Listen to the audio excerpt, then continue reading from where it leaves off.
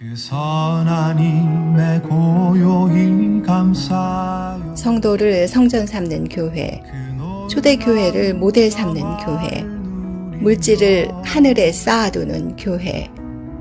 이 시간에는 미러키 세계명교회를 담임하시는 김우창 목사님의 말씀입니다.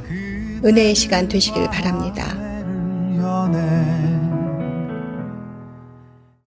토마토는 과일 샐러드에 넣지 않는다는 제목으로 하나님 말씀 전할 때 살아계신 하나님의 음성이 여러분들의 심령 가운데 임하기를 간절히 축복합니다. 제가 요즘 유튜브를 이렇게 보다 보면요, 제가 먹는 걸 그렇게 밝히죠. 사실 좀 밝힙니다. 그렇다고 해서 너무 밝히지는 않는데, 한 번은 유튜브를 이렇게 들었는데 추천 동영상에 먹방 동영상이 뜨더라고요. 근데 이 먹방이라는 게 묘하게 끌려요. 근데 저것을 보고 나서요, 제 아내가 그 말을 했습니다. 우리 집에 김치가 다 쉬어가네? 이렇게 말을 하더라고요. 그래서 제가 생각에, 내일 아침에는 일어나서 김치 볶음을 해야겠다. 제가 이런 기특한 생각을 하게 됐습니다. 그러니까 아침에 일어나서 김치볶음을 하려고 그랬는데 가만히 보니까 어머니가 하는 것을 옛날에 생각해 보니까 기름을 넣은 것 같아요. 분명히 기름을 딱 넣고 그 다음에 김치를 넣고 볶는 것 같았거든요. 그런데 또 제가 먹방을 보지 않았습니까? 그래서 유튜브 구글 박사에게 물었습니다. 김치볶음을 맛있게 하는 법 했더니 거기에 또 인지도에 따라서 나오더라고요.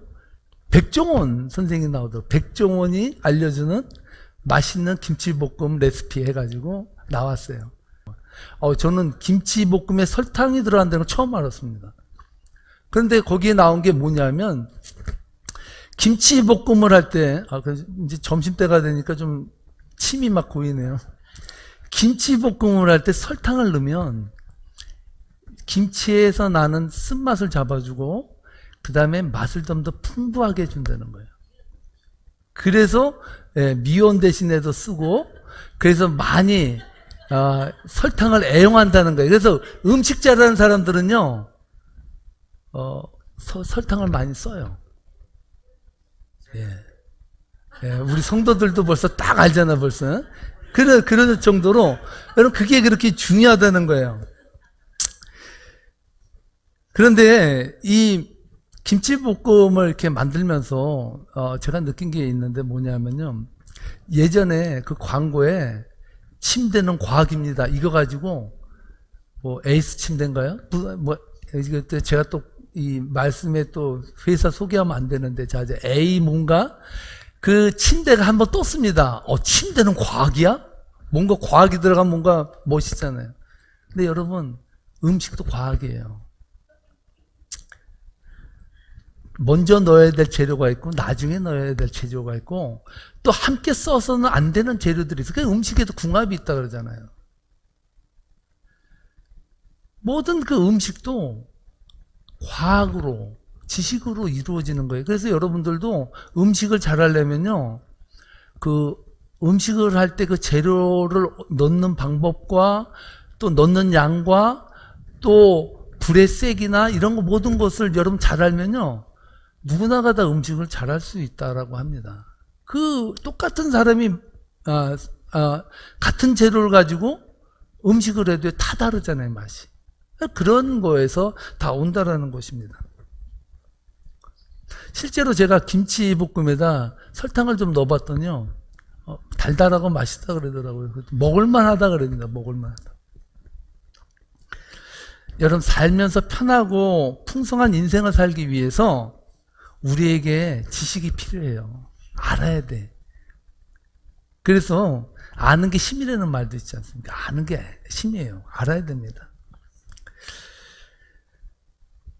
음식을 만들 때도 더 맛있는 음식을 만들려면 음식과 재료에 대한 많은 지식이 필요하고요. 살아가면서의 지식은요, 우리로 하여금 삶을 편하게 만들고 풍성하게 만들어줘요. 그래서 꼭 필요해요. 많이 알아야 될 필요가 있습니다. 그래서요, 많은 사람들이 지식을 얻기 위해서 공부를 합니다. 아는 것이 심이라는 거죠. 그런데 여러분, 제가 말씀드리고 싶은 거는 지식이 중요하다는 것을 말씀드리고 싶은 게 아니에요. 우리가 살아가면서 지식보다 더 중요한 게 있어요. 그것이 뭘까요? 지식보다 더 중요한 것은 지혜예요.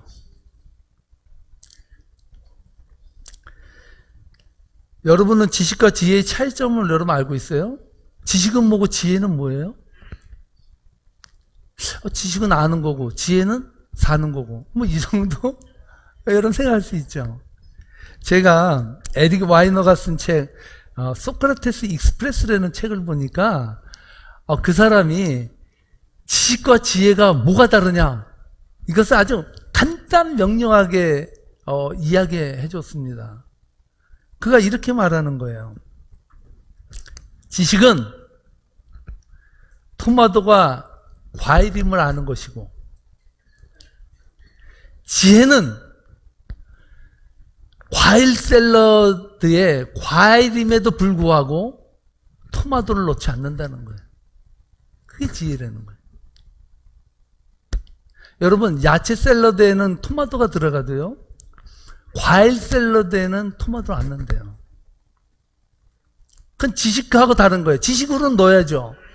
지혜는 뭐예요? 안 넣는다는 거예요. 참 기가 막힌 표현 아닙니까? 와이너는 말합니다. 지식이 늘어난다고 해서 반드시 지혜가 늘어나는 것은 아니며, 실제로 지식이 늘면 오히려 덜 지혜로울 수 있다는 거예요. 그러면 아는 게 많아지면요 지혜로울 것 같은데, 아는 게 많아지면요 교만해지고요, 아는 게 많아지면 남이 말하는 거나 생각들이 다 우습게 보일 수가 있어요. 그래서 지식과 지혜는 비례하지 않아요.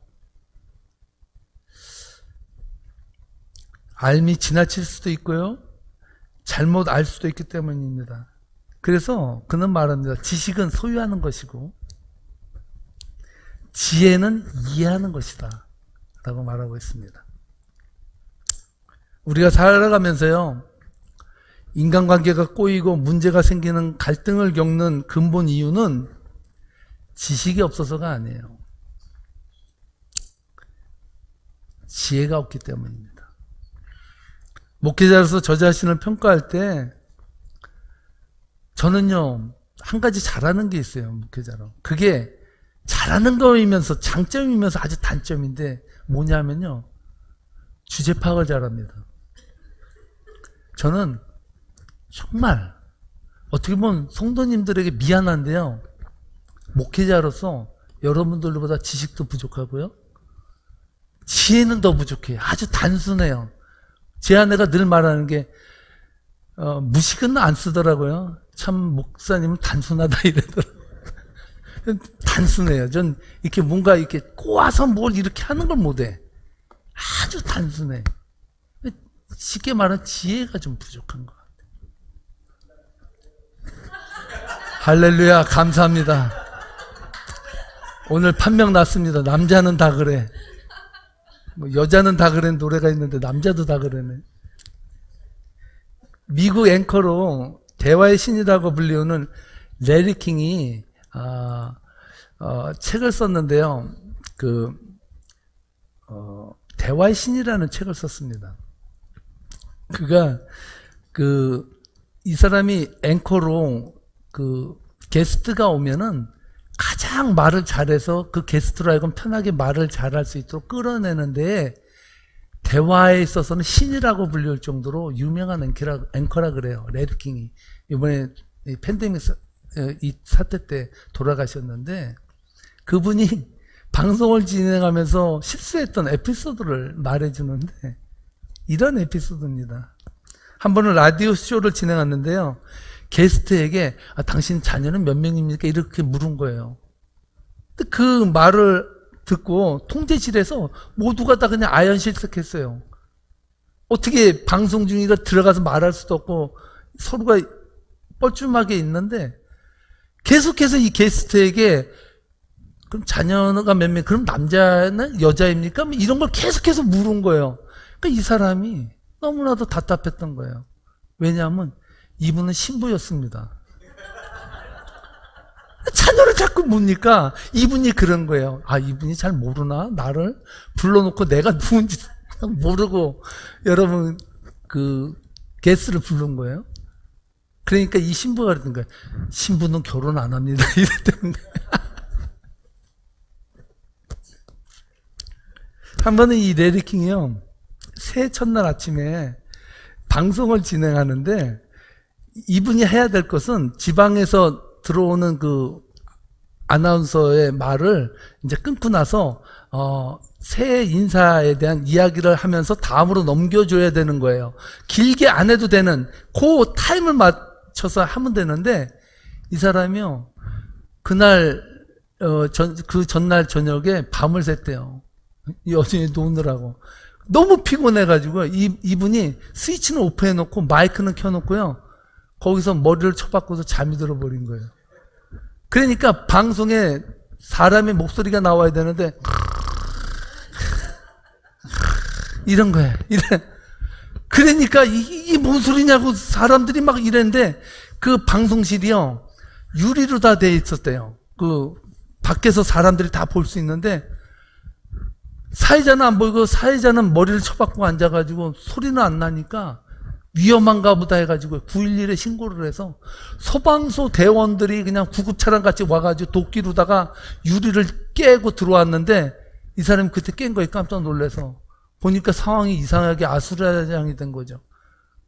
잔 거예요. 그래서 이 사람이 어떻게 됐겠습니까? 그 다음날 사장실로 불려갔습니다. 불려가가지고 당신 해고야. 이렇게 말을 했는데 이 사장이 이 레리킹을 좋아했대요. 그 뭐라 그랬냐면, 내가 너를 해고 안 시킬 수 있는, 해고시키지 않아야 될 이유를 하나만 대봐라. 그러면 내가 그 이유를 듣고 너를 해고 안 시킬게. 이랬다는 거예요. 그랬더니 이 레리킹이 뭐라 그랬는지 아십니까? 제가요, 왜 어제 이러한 사고를 쳤는지 아십니까? 몰라. 그거는요, 저희 지역에 있는 소방서 대원과 구급차 대원이 얼마나 빠르게 대처하는가, 그것을 알아보기 위해서 제가 어제 이런 사고를 친 것입니다. 그랬더니 그 말을 듣고요, 사장이 해고를 안 시키고 대신에 유리창 깨진 값은 내라 그랬다는 거예요. 제가 이렇게 여러분들에게 말하는 것은 참 살아가면서 사람이 좀 지혜가 있어야 된다. 저 거짓말도, 하얀 거짓말도 있다 그랬는데 때는 이리도 둘러칠 수도 있고 저러면서 아름답게 사기치는 것이 아니면 때로는 그 사람을 위해서, 상대방을 위해서 좀 지혜롭게, 그게 스무스하게 할 수 있는 것이 필요한데, 때로는 살아가면서요, 이민생활을 하다 보면 너무나도 그것이 안 될 때가 많은 것을 이 목회자인 제가 너무나도 많이 느끼는 것 같아요. 사실 그 마음은 그게 아닌데 때로는 표현하다 보면 이상하게 그것이 왜곡되고 굴절돼서, 사람은 감정이 상하면 듣고 싶은 말만 듣잖아요. 그러다 보면 왜곡되게 딱 쉽게 그렇게 이야기가 전개되는 것을 보면서 인생이 참 지혜로워야겠다는 생각을 많이 하게 됩니다. 오늘 제가 묵상을 하면서 토마토는 과일 샐러드에 넣지 않는다라는 제목으로 오늘 본문을 제가 풀어가는 이유는, 정현욱 씨가 쓴 그 룻기 묵상이라는 책이 있는데요, 제가 그 책을 읽다가 참 신선한 영감을 제가 얻었기 때문입니다. 그는 이렇게 말해요. 아름다운 사람과 능력 있는 사람이 있다는 거예요. 능력 있는 사람은 효율적으로 행동하고 계획대로 일을 진행하고 결과를 만들어내는 사람이에요. 그건 능력자죠. 우리는 이런 사람을 부러워한다고 합니다. 그러나 이런 사람이 곁에 있다면 감사한 마음보다는 시기와 질투에 휩싸이기 쉽고 자신의 무능함이 폭로되는 것 같아서 불행함을 느낀다는 거예요. 그에 비해 아름다운 사람은요, 타인을 세워주는 사람이라고 합니다. 홀로 독보적인 존재로 살아가는 것이 아니라 함께 살아가는 것. We are the world. 더불어 살아가는 것. 그래서 인생은요, 능력 있는 사람이 성공하고 앞서갈 것 같지만 사랑을 가지고 함께 공감해주고 살아가는 사람이 결과적으로는 사람들에게 사랑을 받고 지혜로 인생을 살아갈 수 있다는 것이죠. 오늘 본문의 보아스를 한번 보시기 바랍니다. 저는 보아스가 하나의 돈 많은 사람이잖아요. 여러분, 돈 많은 사람이 얼마나 교만해질 수 있습니까? 그런데 보아스를 보면요, 참 인격적인 사람이다, 그런 생각이 불현듯 제가 듭니다. 왜냐하면 오늘 본문 말씀 15절로 16절을 말씀해 보면요, 이 보아스가 어떠한 인격을 가지고 산 사람인지 우리들에게 말해주는데, 한번 함께 읽어보겠습니다. 15절로 16절 말씀 시작. 룻이 이삭을 주우러 일어날 때 보아스가 자기 소년들에게 명령하여 이르되 그에게 곡식단 사이에서 죽게 하고 책망하지 말며 또 그를 위하여 곡식 다발에서 조금씩 뽑아버려서 그에게 죽게 하고 꾸짖지 말게 하니라. 아멘. 여러분, 이 본문이 여러분들 그냥 읽혀지죠? 보아스가 룻을 위해서 그냥 조금 자선 베푸는구나, 여러분 이렇게 읽혀져요. 근데 여러분, 이 말씀의 뉘앙스를 제가 여러분들에게 늘 말씀드리죠. 성경은 그냥 읽으면 안 된다고요. 성경은 여러분들이 읽을 때 머릿속에 그 상황이 그려져야 돼요. 저는 성경을 읽을 때 이미 보아스의 밭에 가 앉아 있어요. 그 보아스를 통해서 또한 룻을 통해서 그 되어지는 상황들이 현장감 있게 지금 나의 눈앞에서 일어나는 사건처럼 그렇게 느껴지도록 저는 읽어요. 여러분들도 그렇게 읽어야 돼요. 왜냐하면 그렇게 읽어야 성경이 풍부하게 우리에게 메시지를 전해줘요. 저는 오늘 15절로 16절 말씀을 읽으면서 느낀 것은 뭐냐면, 보아스는 된 사람이다. 보아스는 참 인격이 있는 사람이구나 라는 생각이 많이 들었습니다. 얼마나 지혜로운 사람입니까? 생각해 보십시오. 만약에 룻이 보아스 옆에서 같이 밥을 먹었잖아요. 먹고 나서 그래도 룻은 이삭을 줬어야 되는 하인 밑에 있는 사람이잖아요. 그러니까 어떻게 그 오랫동안 주인 옆에서 먹을 수가 있겠어요? 먹다가 배부르니까 좀 싸가지고 얼른 일어나야죠 하고 일어났다는 거예요. 그렇게 일어나서 가는데, 여러분 생각해 보세요. 만약에 보아스가 내가 저 사람 도와줘야지 하면 어떻게 하겠어요? 곡식단 그냥 2개를 다발을, 야 종아 가서 2단을 묶어, 그래서 저 룻에게 줘, 그래 집에 보내 일찍, 이렇게 할 수 있잖아요. 그러면 쉬워요. 그런데 보아스는 그렇게 하지 않아요. 왜 그럴까요? 보아스는요, 룻의 인격을 세워주는 거예요. 여러분, 이 세상을 살면서 거지 근성으로 사는 걸 좋아하는 사람이 어디 있어요? 여러분, 거지도 자존심 있는 거 아니에요? 네? 야, 여기 있다, 이거 하나 가지고 가서 먹고 떨어져라, 이렇게 말한다면 얼마나 자존심 상해요. 보아스는 그렇게 안 해요. 단 한 가지 어떻게 합니까? 야, 룻에게 괜히 떨어진 이삭 힘들게 주지 말고 곡식단 사이를 이렇게 지나가면서 어디 좀 있나 하고 찾아봐라. 곡식단 사이는 뭐예요? 제일 곡식단이라는 것은 이삭을 줍는 사람들이 제일 앞에 있다는 거 아니에요. 뒤에 있으면 넘지 주워간 뒤에 가면 뭐가 많이 있겠어요? 없잖아요. 앞에 가서 그렇게 주스라는 거예요. 근데 또 지혜로운 것은 뭐냐면, 야, 그녀를 위해서 곡식 다발에서 야 조금씩 이렇게 흘려, 이렇게 가면서 곡식 단을 다 주지 말고 조금씩 흘려. 그래서 그가 그것을 주워서 가져갈 수 있도록 그렇게 배려해라 라고 보아스가 말했다는 거예요. 그건 놀라운 일 아니에요? 그 쉽게 읽어질 수 있는 일인데 거기에는 깊은 보아스의 인격이 담겨져 있다는 사실이에요. 저는요, 이 보아스의 이 인격을 통해서요, 뭘 보는지 아세요? 성령님의 인격을 봐요. 여러분, 하나님은요, 인격적이세요. 여러분들의 인생을 하나님은요, 인격적으로 이끌어 가세요. 많은 사람들이 그래요. 하나님까지 그 저를 그냥 목구르다 여기 개줄 묶듯이 묶어가지고 절 좀 끌고 가주세요. 차라리 나 그러면 인생을 좀 편하게 살겠어요.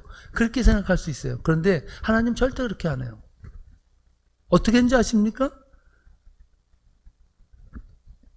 하나님은요, 문 밖에서 두드린다 그래요. 그래서 그 문 밖에서 두들길 때 그 문을 열면 내가 너에게 들어갈게.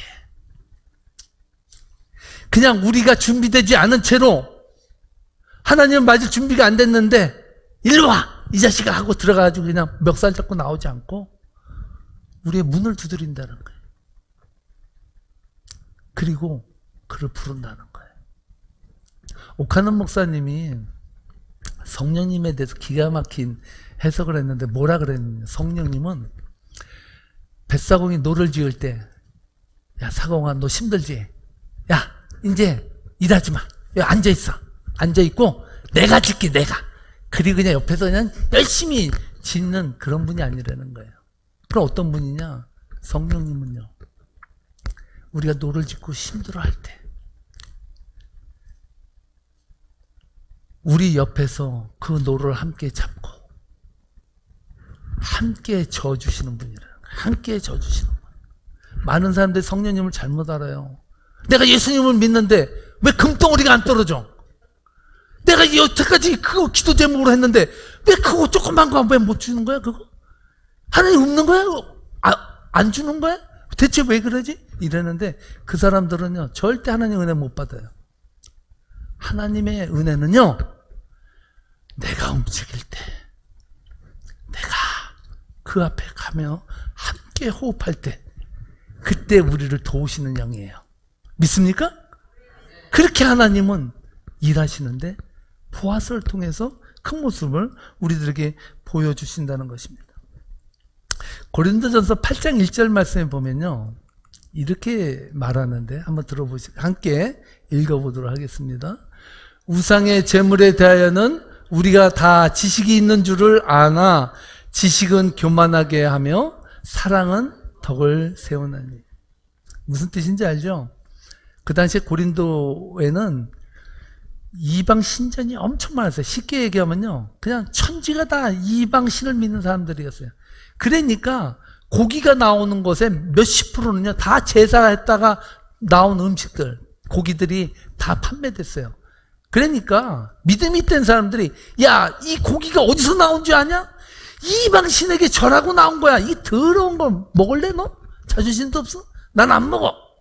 이러면서 고기를 어쩔 수 없이 상황 때문에 먹어야 되는 사람들이 비참하게 만들면서 무시하면서 그거에 대해서 자신은 거룩하다라고 하는 사람들이 있었어요. 지식이 있죠? 어디서 나왔는지 알죠? 그러나 우리가 다 지식이 있는 줄을 아나 지식은 교만하게 해요. 지식은요, 내가 안다라는 알미라는 것이 사랑과 영광을 하나님께 돌리지 아니하고 그것이 이웃을 멸시하고 남의 자존심을 내리게 하는 도구로 사용된다면 그것은, 지식은 그를 교만하게 만든 것밖에 안 되는 거예요. 사랑은 덕을 세운다는 거죠. 그 지혜 아닙니까? 지혜.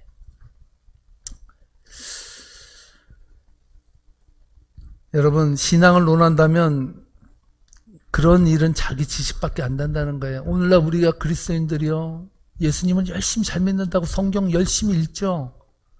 허당인 사람 많아요. 지식은 교만하게 해요. 지식을 통해서 그 안에서 사랑이 안 나오면 세상 말로 말짱 도루묵입니다. 아무것도 아니에요.